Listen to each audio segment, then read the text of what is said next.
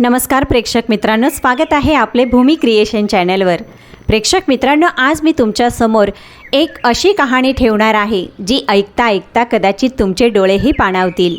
ही कथा आहे अशा एका आईची जिने आपल्या मुलाला आपल्या रक्ताने वाढवलं, आपल्या घासाने वाढवलं आणि त्याच मुलाने एके दिवशी आपल्या पत्नीच्या सांगण्यावरून आपल्या म्हाताऱ्या आईच्या गालावर थप्पड मारली। पण थांबा, ही कथा फक्त अश्रूंची नाही, ही कथा आहे त्या शांततेची जी एके दिवशी वादळ बनली। ही कथा आहे त्या स्त्रीची जिला सगळ्यांनी कमजोर समजलं आणि जिने शेवटी असं काही करून दाखवलं जिच्या त्या सैतान मुलालाही मान खाली घालून राहावं लागलं। तर चला, उशीर न करता आपण कथेला सुरुवात करूया। कथा शेवटपर्यंत नक्की ऐका प्रेक्षक मित्रांनो। आपल्या चॅनलवर जर का तुम्ही नवीन असाल तर व्हिडिओला लाईक आणि चॅनलला सबस्क्राईब अवश्य करा, तसंच बेल आयकन प्रेस करा आणि हाईप करायलाही विसरू नका।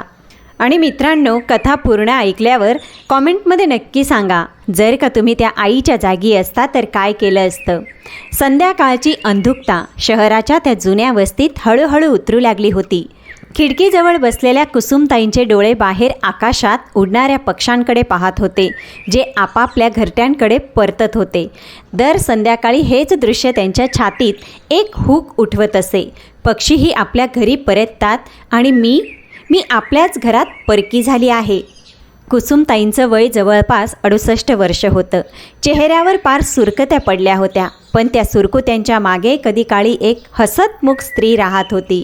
त्यांचे पती महेशराव, जे गावच्या शाळेत शिक्षक होते, संपूर्ण परिसरात त्यांचं नाव आदराने घेतलं जात होतं आणि त्या इज्जतदार माणसाची सर्वात मोठी दौलत होती त्यांची कुसुम। आज महेशराव यांना ह्या जगातून जाऊन पूर्ण 7 वर्ष झाली होती, पण आजही कुसुमताईंच्या मनात तो क्षण जसाचा तसा आठवत होता। तो दिवस जेव्हा नववधू बनून त्या या घरात आल्या होत्या आणि महेशरावांनी चोरून त्यांच्या हातात एक कागद दिला होता। त्या कागदावर लिहिलं होतं, तू माझ्या घराची शोभा नाहीस, माझ्या आयुष्याचा प्रकाश आहेस। शिकलेल्या नसतानाही कुसुमताईने ते शब्द इतक्या वेळा वाचले होते की आजही तोंडपाठ होते। महेशराव त्यांना कधीही मोठ्या आवाजात बोलवत नसत। हिवाळ्याच्या रात्री जेव्हा कुसुमताई स्वयंपाकघरात उशिरापर्यंत काम करत असे, तेव्हा ते स्वतः उठून त्यांच्या खांद्यावर शॉल टाकून देत आणि म्हणत, खूप झालं काम, आता आराम कर कुसुम, माझं जग तुझ्याशिवाय अपूर्ण आहे। त्या काळात जेव्हा पुरुष आपल्या पत्नीशी सरळ तोंड करून बोलतही नव्हते। महेशरावांचं हे प्रेम कुसुमताईंसाठी एखाद्या वरदानापेक्षा कमी नव्हतं, पण आज ते प्रेम, तो आपलेपणा, त्या सुरक्षिततेची जाणीव सगळं भूतकाळातील धूसर चित्र बनून राहिलं होतं। आज कुसुमताई आपल्या एकुलत्या एक मुलाला म्हणजेच विनयला आणि सून नीतासोबत राहत होत्या। आज कुसुमताई आपल्या एकुलता एक मुलगा विकास आणि सून लीलाबरोबर राहत होत्या। घर मोठं होतं, आलिशान होतं, भिंतींवर महागडी चित्र टांगलेली होती, खोल्यांमध्ये मऊ गालीचे अंथरलेले होते आणि खिडक्यांवर रेशमी पडदे लटकत होते। पण त्या संपूर्ण घरात कुसुमताईंच्या वाट्याला आलं होतं मागच्या बाजूची ती छोटीशी खोली, जिथे ना नीट हवा येत होती ना प्रकाश। सकाळी जेव्हा त्या उठत तेव्हा सर्वात आधी त्यांची नजर भिंतीवर टांगलेल्या महेशरावांच्या फोटोवर जायची। त्या फोटोशी बोलायच्या, बघा, तुम्ही गेल्यानंतर या घराने मला कसं परक करून टाकलं आहे। ज्या मुलासाठी आपण आपला प्रत्येक आनंद त्यागला होता, आज तोच मुलगा मला ओझं समजत आहे। घरात कुसुमताईंचे दिवस कसे जात होते हे तर फक्त त्यांचं मनच जाणत होतं। सकाळी सकाळी जेव्हा नात गुड्डी शाळेत जाण्यासाठी तयार होत असे, तेव्हा ती धावत आजीकडे यायची। चिमुकल्या गुड्डीला आपल्या आजीवर खूप प्रेम होतं। तिला आजीच्या मांडीवर डोकं ठेवून गोष्टी ऐकायच्या होत्या, आजीच्या हातचं जेवण खायचं होतं। पण लीलाने हे पाहताच गुड्डीला लगेच दटावलं। गुड्डी, आजीकडे जाऊ नकोस, त्यांच्याकडून दुर्गंध येते, चल इकडे ये। हे शब्द एखाद्या तापलेल्या बाणासारखे कुसुमताईंच्या छातीत उतरले। एका मुलीला तिच्या आजीपासून दूर केलं जात होतं, कारण फक्त एवढंच होतं की ती म्हातारी होती, कमजोर होती आणि निराधार होती। एक दिवसाची गोष्ट आहे, कडाक्याची थंडी पडत होती। कुसुमताईंची जुनी शॉल जागोजागी फाटली होती। रात्री थंडीने त्यांचं अंग थरथरत राहायचे। धीर एकवटून त्यांनी एक दिवस मुलाला म्हटलं, बाळा, माझी शॉल जुनी झाली आहे, खूप थंडी वाजते रे, जर शक्य असेल तर एक नवीन शॉल। वाक्य पूर्ण होण्याआधीच लीला मध्येच बोलून गेली, आईसाहेब, अगदी गेल्या महिन्यातच तर गुड्डीच्या शाळेची फी भरली. घरात 1000 खर्च आहेत आणि तुम्हाला तर फक्त स्वतःचीच पडली आहे. या वयात एवढे नखरे. आमच्या काळात तर वृद्धांना जे मिळायचं त्यातच ते गुजारा करायचे. कुसुमताईंचे ओठ थरथरले. त्यांनी मुलाकडे आशेने पाहिलं.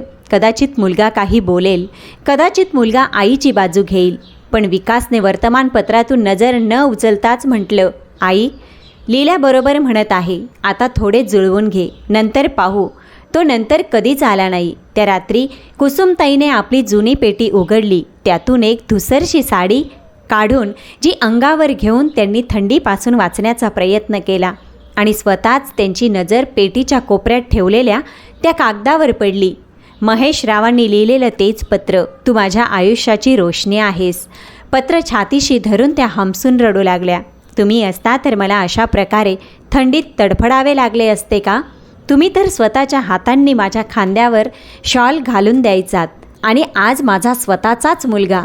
अश्रू वाहत राहिले आणि रात्र गडद होत राहिली. कुसुमताईंच्या आयुष्यात एकच प्रकाशाची किरण उरली होती. त्यांची बालपणाची मैत्रीण पुष्पा. दोघी एकाच गावात वाढल्या होत्या, एकाच नदीच्या काठी खेळल्या होत्या. आता वय उताराला लागले होते, तरी मैत्री आजही तशीच्या तशीच ताजी होती. दर आठवड्याला कुसुमताई त्या परिसराच्या मंदिराच्या बागेत पुष्पाला भेटायला जायच्या. हेच ते काही क्षण असायचे जेव्हा त्यांच्या चेहऱ्यावर खरं हास्य यायचं. पुष्पा प्रत्येक वेळी त्यांच्यासाठी काही ना काही घेऊन यायची. कधी घराच्या बनवलेल्या गरमागरम मठऱ्या, कधी गुळाचा चहा. एक दिवस बागेतील त्याच जुन्या बाकावर बसलेल्या पुष्पाने कुसुमताईचा हात आपल्या हातात घेतला आणि म्हटलं, कुसुम, यावेळी देवाने खूप मोठी संधी दिली आहे. मी तीर्थयात्रेला जात आहे. हरिद्वार, गंगा सगळं काही दर्शन करून येणार आहे. माझा मुलगा, सून सगळ्या व्यवस्था करत आहेत. तू माझ्यासोबत चल ना. तीर्थयात्रेचे नाव ऐकताच कुसुम त्यांच्या डोळ्यात एक चमक आली. पण पुढच्याच क्षणी ती चमक विझली. त्यांनी हळू आवाजात म्हटलं, पुष्पा, तू किती भाग्यवान आहेस. तुझा मुलगा आणि सून तुझी एवढी काळजी घेतात. आणि एक माझा विकास आहे, जो एकाच छताखाली राहूनही माझ्याशी सरळ तोंड करून बोलतसुद्धा नाही. माझ्यासाठी तर घराबाहेर पडणेही स्वप्न आहे. पुष्पाच्या डोळ्यात एक गंभीरता उतरली.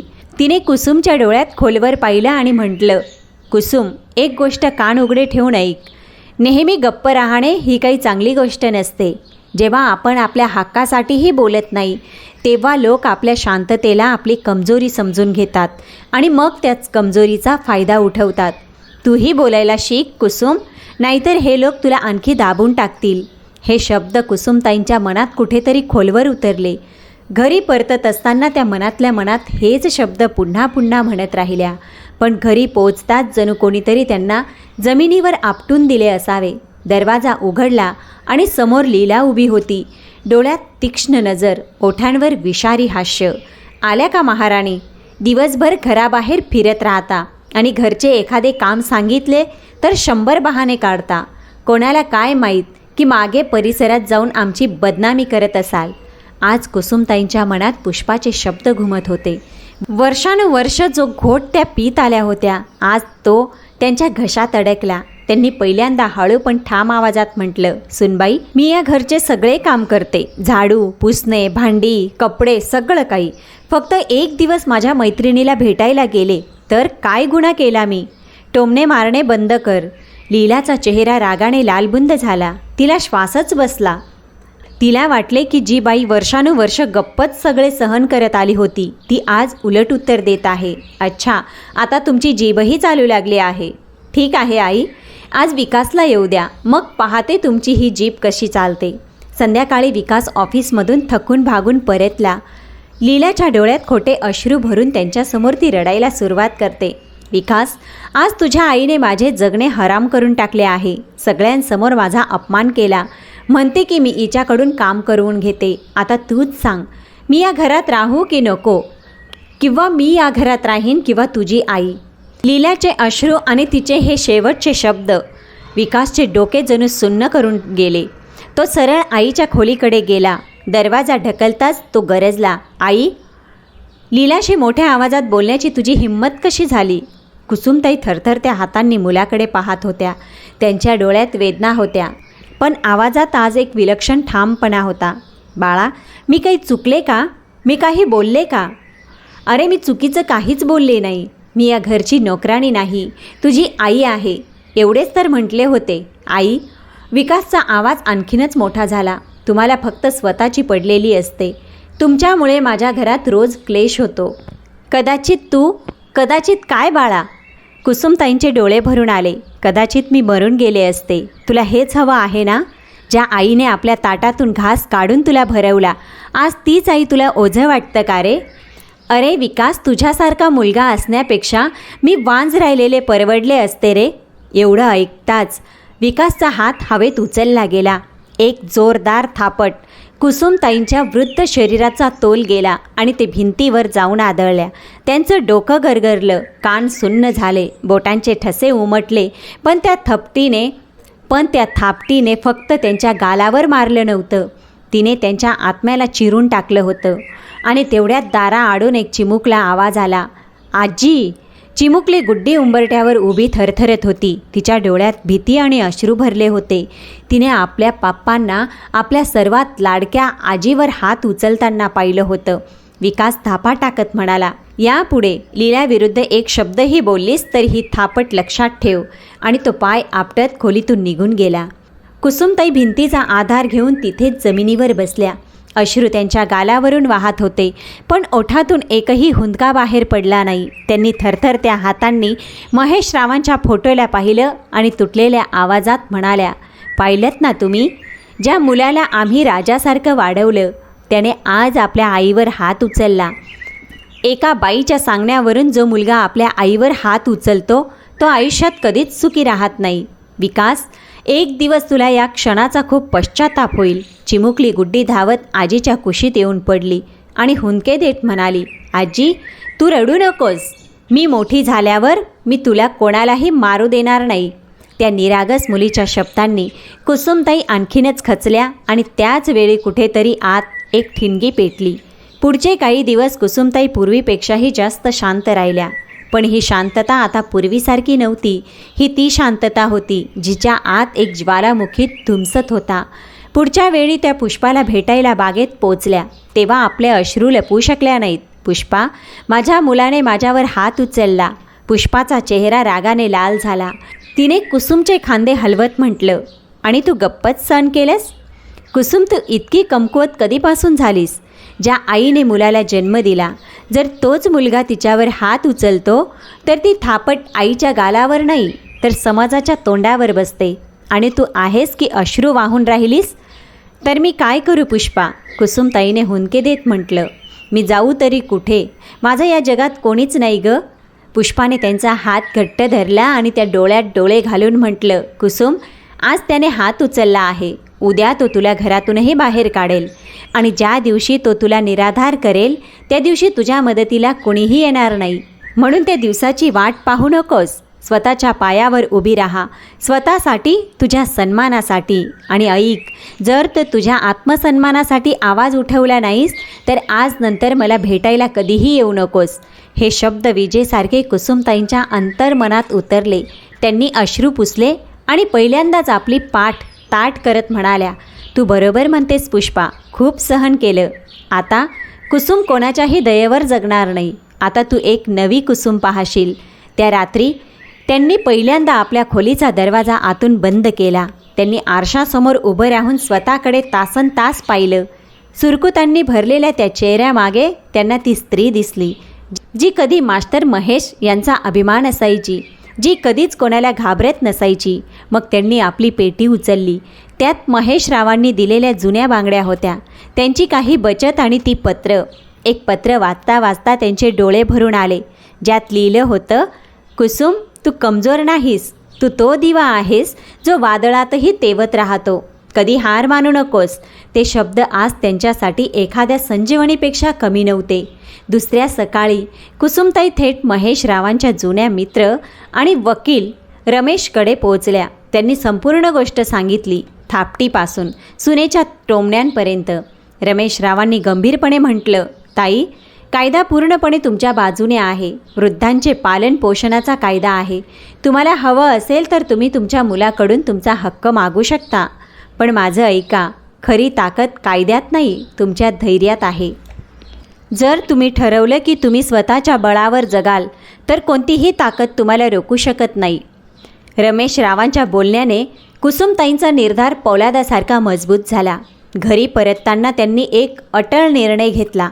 त्या संध्याकाळी कुसुमताईंनी आपले काही आवश्यक कपडे, औषधे आणि महेश रावांनी दिलेली छोटीशी बचत आणि दागिने एका जुन्या बॅगेत भरले. मग त्यांनी विकास आणि लीलाला समोर बोलावले. त्यांच्या आवाजात आज ना हुंदका होता ना विनवणी, फक्त एक स्थिर आत्मविश्वास. विकास, लीला, मी निर्णय घेतला आहे. आता मी या घरात राहणार नाही. मी शहराच्या दुसऱ्या टोकाला शांतीनगरमध्ये एक छोटीशी भाड्याची खोली घेतली आहे. आता मी माझे उरलेले आयुष्य स्वतःच्या बळावर माझ्या पद्धतीने जगेन. जर मी तुम्हा दोघांसाठी ओझे असेन तर चांगलेच आहे. आज मी स्वतः हे ओझे तुमच्या डोक्यावरून उतरवणार आहे. विकासच्या चेहऱ्यावर भीती पसरली. कदाचित पहिल्यांदाच त्याच्या मनात काहीतरी हलले. तो काही बोलू इच्छित होता. आई, असं करू नकोस. पण लीलाने लगेच मध्ये त्याला थांबवले. जाऊ दे विकास, आईंना जे योग्य वाटते ते करू दे. आपल्याला त्याने काही फरक पडत नाही. निदान घरात शांतताच तरी राहील. कुसुमताईंनी क्षणभर सुनेकडे पाहिले, मग बॅग उचलली. जाताना त्या कोपऱ्यात उभी राहून रडत असलेल्या चिमुकल्या गुड्डीजवळ थांबल्या. त्यांनी तिच्या डोक्यावरून हात फिरवला. माझ्या बाळा, आजी तुझ्यावर नेहमी प्रेम करत राहील. तू खूप शिक आणि खूप मोठी होऊन अशी स्त्री बन जी कधीही कुणापुढे झुकणार नाही. आणि मग मागे वळून न पाहता कुसुमताई त्या उंबरठ्याबाहेर निघून गेल्या, ज्या घराला त्यांनी आपल्या रक्ताने आणि घामाने जोपासले होते. बाहेर पडताना त्यांनी त्या घराकडे शेवटची नजर टाकली. ना रागाने ना रडत, फक्त एक शांत खोल नजर. एखाद्या जुन्या पुस्तकातील एक दुःखद अध्याय कायमचा बंद केला जात होता. शांतीनगरमधील ती छोटीशी खोली आता कुसुमताईंचे नवे जग बनली.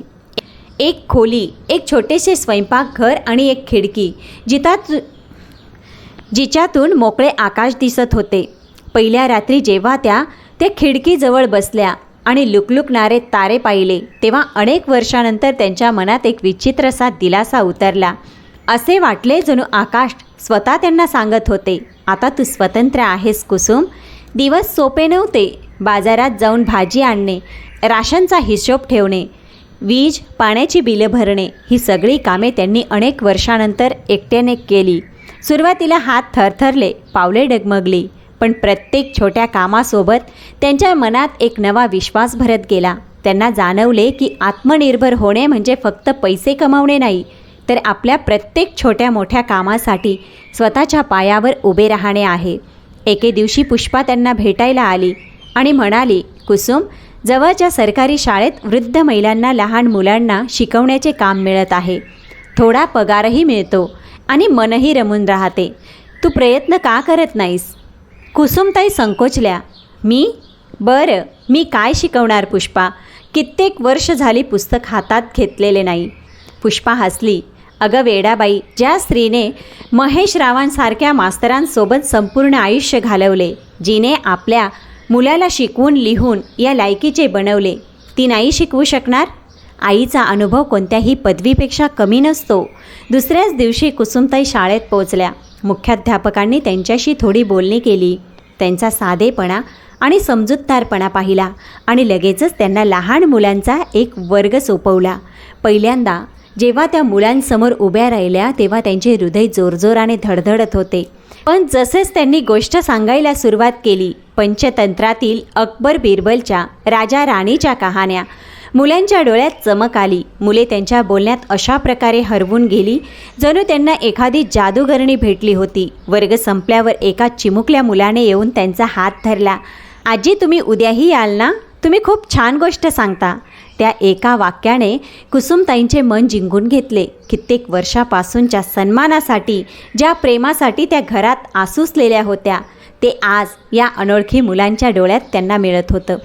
त्या रात्री त्या झोपल्या तेव्हा चेहऱ्यावर एक खरेखुरे हास्य होते. आता त्यांची दिनचर्या बदलली. सकाळी शाळा, दुपारी घरी परतून विश्रांती, संध्याकाळी परिसरातील महिलांसोबत मंदिरात आणि रात्री पुस्तके. थोड्या पगारातून घर खर्च आरामात चालू लागला आणि सर्वात महत्त्वाचं म्हणजे संपूर्ण परिसरात लोक आता त्यांना आदराने कुसुम दीदी म्हणून हाक मारू लागले. हे नाव त्यांच्यासाठी एखाद्या मुकुटापेक्षा कमी नव्हते. तिकडे कुसुमताई गेल्यानंतर विकास आणि लीलाच्या आयुष्यात कलह वाढू लागला. ज्या आईला ते ओझे समजत होते, तिच्या जाण्यानंतरच त्यांना जाणवले की ती ओझे नव्हती, तर या घराची मूळ होती. आता घरातील सगळी कामं लीलाच्या खांद्यावर आली. जी कामं कुसुमताई वर्षानुवर्ष शांतपणे करत आली होती. सकाळच्या चहापासून रात्रीच्या भांड्यांपर्यंत प्रत्येक काम आता लीलाला स्वतः करावं लागायचं. थकवा आणि चिडचिडीत अनेकदा विकासवर ती बरसून पडायची. छोट्या छोट्या गोष्टींवरून भांडणं होऊ लागली, पैशांवरून वाद वाढू लागले आणि सगळ्यात मोठी गोष्ट म्हणजे ती छोटीशी गुड्डी आपल्या आजीला रोज आठवायची. रात्री बिछाण्यावर पडून ती विचारायची, आई, आजी कधी येणार? आजीशिवाय मला झोप येत नाही. गुड्डी आता हरवलेली राहू लागली. तिचं अभ्यासात मन लागत नव्हतं. ती प्रत्येक गोष्टीवर रडू लागली.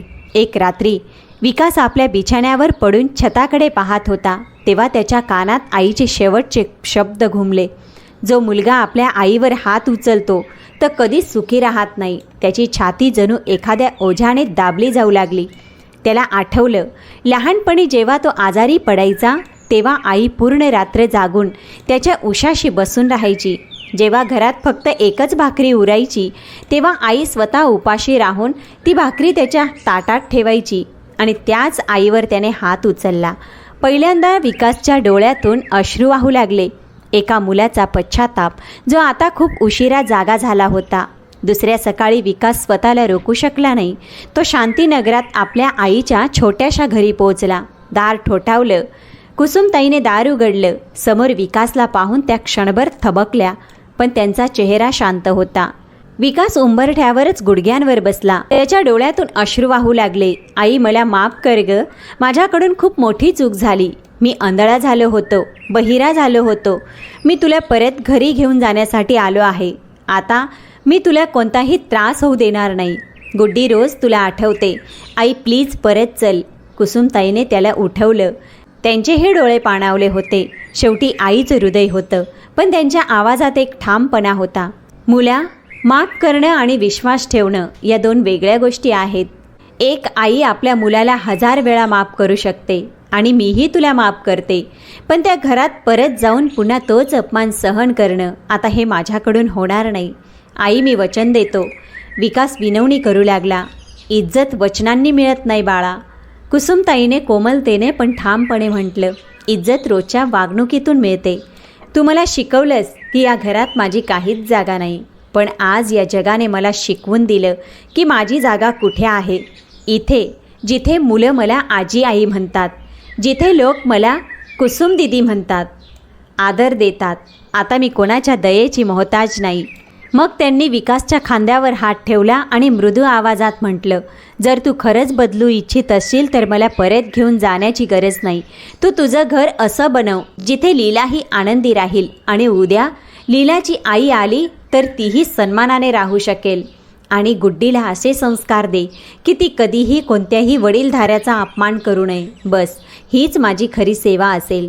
आणि हो, गुड्डीला भेटायला येत राहीन. ती माझा जीव आहे.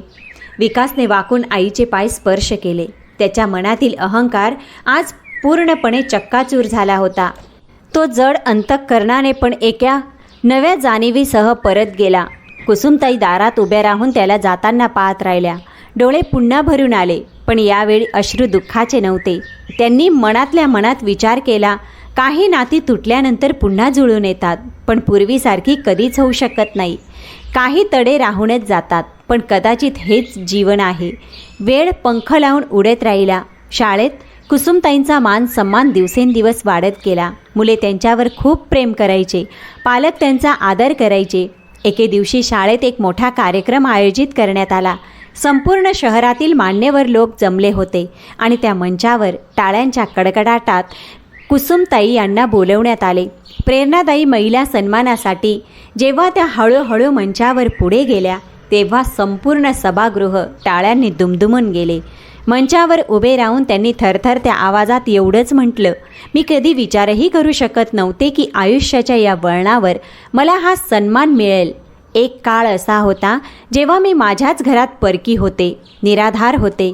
पण मी शिकले की स्त्री कोणत्याही वयाची असो, जर ती आपल्या आत्मसन्मानासाठी उभी राहिली तर ती कोणतीही ताकद तिला झुकवू शकत नाही. आत्मसन्मानापेक्षा मोठे या जगात कोणतेही नाते नसते.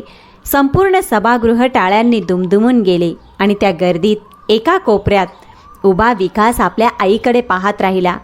डोळ्यात अश्रू आणि छातीत एक खोल अभिमान घेऊन त्याच्या खांद्यावर बसलेली छोटीशी गुड्डी जोरजोरात टाळ्या वाजवत होती आणि ओरडत होती, ती बघा माझी आजी. कुसुमताईंच्या डोळ्यातून अश्रू वाहून गेले.